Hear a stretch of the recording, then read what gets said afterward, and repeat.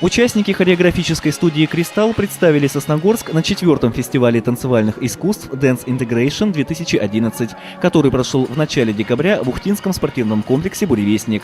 Фестиваль по праву считается крупнейшим танцевальным событием Республики Коми. Его масштабы, а также география участников растут с каждым годом. На этот раз на сцене «Буревестника» выступили более 500 танцоров, которые представили как Коми, так и соседние регионы. Коллективы приняли участие в конкурсах по восточным танцам, современной народной и эстрадной хореографии, по парным танцам, а также по уличным танцевальным направлениям. Сосногорский «Кристалл» представил в Ухте 3 танцевальных номера. На сцене «Буревестника» выступили как старшие воспитанницы студии, так и малыши, для которых этот фестиваль стал первым в жизни крупным конкурсом. Там было очень много других девочек и мальчиков. Они хорошо выступили.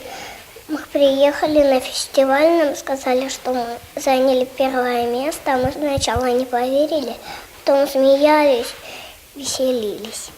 Для сосногорцев фестиваль оказался успешным. Старшей группе «Кристалла» удалось завоевать в своей номинации 2-е место. Младшие же участницы хореографической студии вернулись домой с победой. Конечно, мы довольны результатом.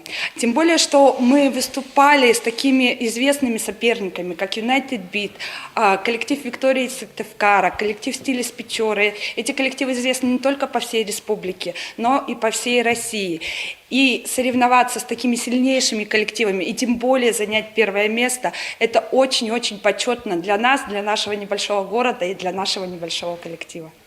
Став победителем Ухтинского фестиваля, младшая группа Сосногорского «Кристалла» получила право представить Республику Коми на Всемирной танцевальной олимпиаде, которая состоится в Москве в мае будущего года. Также участники хореографической студии готовятся к поездке в Киров, где в марте пройдут межрегиональные соревнования по эстрадным танцам.